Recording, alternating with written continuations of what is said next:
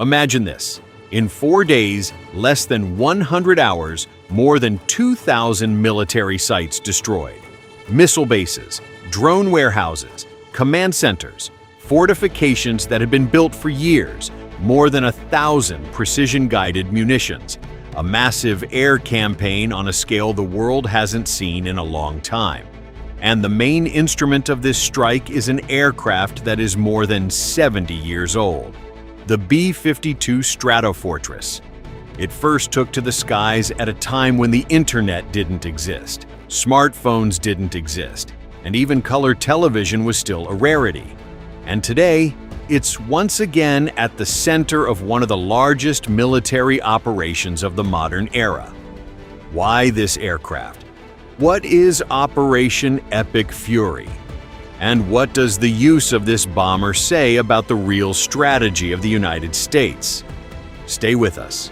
Today we're going to break it all down. Let's start with the facts. The United States carried out massive airstrikes on Iran as part of an operation the media dubbed Operation Epic Fury. In the first 100 hours of the campaign, Allied forces struck more than 2,000 targets across Iranian territory. Ballistic missile bases, drone storage facilities, military depots, command and communication centers. The scale is staggering. 2,000 targets in 100 hours means 20 targets every hour. Every 3 minutes, another strike somewhere across Iran. Several types of aircraft were used in this operation. The B-1B Lancer, a supersonic strategic bomber with variable sweep wings. The B-2 Spirit, a stealth aircraft capable of penetrating the most heavily defended airspace. Tactical fighters like the F-15E and the F-35. Tomahawk cruise missiles launched from ships in the region. But among all these systems, modern and highly technological, built in the 21st century, it was the B-52 that ended up in the spotlight, an aircraft from the Cold War era. And that's not a coincidence. It's a deliberate strategic choice. To understand why the United States chose the B-52, we first need to look at what kind of machine it actually is, technically and structurally. The B-52 Stratofortress is a long-range strategic bomber developed by Boeing. The first production model flew in 1952. The last aircraft built rolled out in 1962. That means no new B-52 has been produced for more than 60 years. And yet, they are still flying. The size alone is impressive. The wingspan is about 185 feet. For comparison, that's wider than the wingspan of a passenger Boeing 747. The fuselage length is about 160 feet. Maximum takeoff weight reaches around 485,000 pounds. This is not just an airplane. It's a flying warship. Engines. That's a story of its own. The original B-52 aircraft flew with 8 Pratt & Whitney J57 turbojet engines. Later, they were replaced with 8 TF-33 turbofan engines. And now, under the latest modernization program, the B-52 is receiving new Rolls-Royce F130 engines. 8 engines arranged in pairs under the wings in 4 nacelles. The new engines reduce fuel consumption by about 20% and significantly improve reliability. This will allow the B-52 to keep flying into the 2050s, meaning the aircraft could reach its 100-year anniversary while still in active service. Its technical specifications may look like a set of numbers, but behind those numbers is the ability to strike targets on the other side of the planet. Let's start with the most important part: payload. The B-52 can carry up to about 70,000 pounds of weapons. That's more than any other aircraft in the U.S. arsenal. That amount of firepower allows a single mission to turn into a full-scale strike operation. The aircraft has a large internal weapons bay and 6 external hardpoints under the wings where missiles or bombs can be mounted. Depending on the mission, the configuration changes. For example, the B-52 can carry up to 20 AGM-158 JASSM cruise missiles designed for precision strikes against targets at long range. Another option is up to 50 guided or conventional bombs of different types. A mixed configuration is also common when the aircraft carries both missiles and bombs at the same time, allowing it to strike different types of targets during a single mission. The flight range is just as impressive. Without aerial refueling, the B-52 can travel about 8,700 miles. But its biggest advantage is that the aircraft regularly operates with in-flight refueling. Because of this, it can remain in the air for dozens of hours and effectively has an almost unlimited operational range. The crew consists of 5 people: the aircraft commander, the co-pilot, an electronic warfare officer, and 2 operators responsible for weapons and navigation systems. The entire crew functions as a single control system for the strike platform, with each member responsible for a specific part of the mission. Its maximum speed is about 620 miles per hour, meaning it operates in subsonic flight. But for a strategic bomber, this is not critical, because the aircraft's main protection is the long range of its weapons, not its speed. The aircraft can operate at a service ceiling of about 49,000 feet, allowing it to stay beyond the reach of many air defense systems and effectively launch long-range missiles.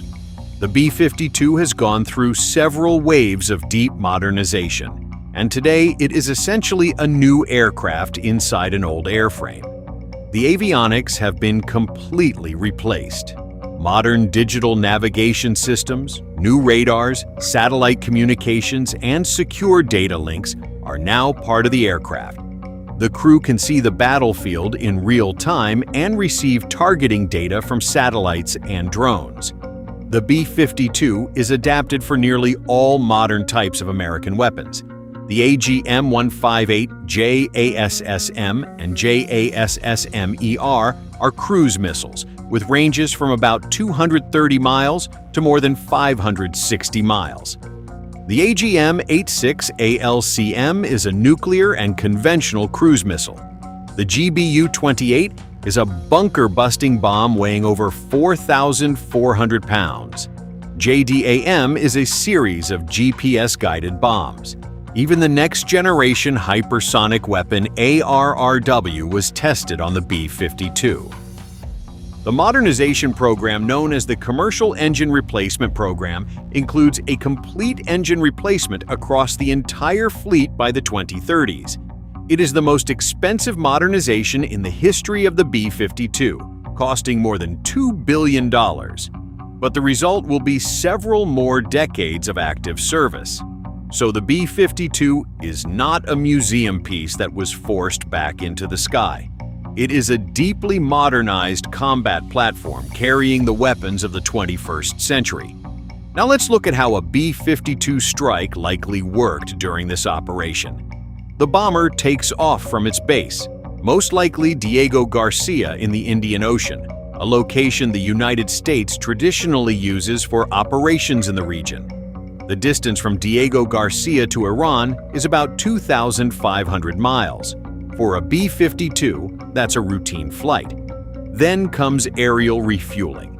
A KC-135 or KC-46 tanker meets the aircraft along the route. Fuel transfer takes only a few minutes. The B-52 continues its mission. Next comes the launch point. The bomber approaches to a distance of roughly 310 to 620 miles from the targets. From there, it launches AGM-158 JASSM cruise missiles. Each missile weighs about 2,200 pounds and flies toward its target independently, using terrain-following guidance, GPS navigation, and an infrared seeker for the final phase. Accuracy is within about 10 feet. A single B-52 can release a volley of 10, 12, even 20 missiles, each flying toward its own separate target. In practice, one mission can destroy an entire cluster of facilities across a large area at the same time. Meanwhile, the aircraft itself stays outside the reach of Iranian air defenses. Iran's S-300 systems have an engagement range of about 125 miles. The B-52 simply never gets that close. It remains out of reach, which leads to a logical question. Why not use the B-2 Spirit instead? After all, it is stealthy and technologically a generation ahead. The answer lies in their different roles. The B-2 Spirit is a scalpel. Only 20 aircraft exist in the entire world. Each one costs more than $2 billion. It is used for precise strikes against the most heavily protected targets, deeply buried bunkers, hardened command centers, missions where the aircraft must penetrate air defenses unnoticed and drop an extremely heavy bomb directly into a ventilation shaft. The B-52 is a sledgehammer. 76 aircraft remain in service. The cost per flight hour is several times lower. The payload is significantly larger. When the mission is not to destroy one bunker but 200 missile positions across an entire country, the B-52 becomes indispensable. Operation Epic Fury required both. The B-2 was used against the deepest and most protected targets. The B-52 delivered the massive systematic strikes across Iran's military infrastructure. But there is another layer beyond tactics. The use of strategic bombers is always a message, not just a strike, but a signal. When the United States deploys B-52 bombers, it signals readiness for a prolonged campaign. Not a single retaliatory strike, but a systematic and methodical destruction of the opponent's military capability, week after week, month after month. The B-52 was designed for exactly this kind of war. It is also a signal to the entire region, to everyone watching. U.S. strategic aviation is in play, and that means the stakes have changed dramatically. There is another important point. For years, Iran has invested heavily in air defense. The S-300, its own Bavar-373, and Khordad-15 systems. Billions of dollars and years of development. All of it designed primarily against tactical aircraft and cruise missiles flying at low altitude. But against a B-52 launching JASSM from about 560 miles away, most of these systems are simply powerless. The missile flies low, changes course, and has a small radar signature. Intercepting it is extremely difficult. The B-52 Stratofortress has once again proven a key truth. In military aviation, age is measured not in years, but in effectiveness.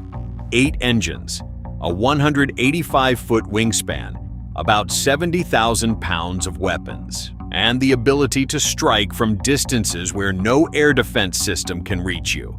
In 100 hours, Operation Epic Fury destroyed more than 2,000 targets, a massive strike against Iran's missile potential that had been built over decades. And at the center of this campaign was not the newest stealth aircraft with secret technologies, but a modernized veteran equipped with new Rolls-Royce engines and JASSM missiles under its wings. This is a lesson for everyone. The right platform, the right weapons, and the right strategy make the age of the aircraft irrelevant. If you want to learn more about modern military operations, strategic aviation, and the real mechanics of modern warfare, subscribe and turn on the notification bell. New videos are released regularly. Thanks for watching, and see you next time.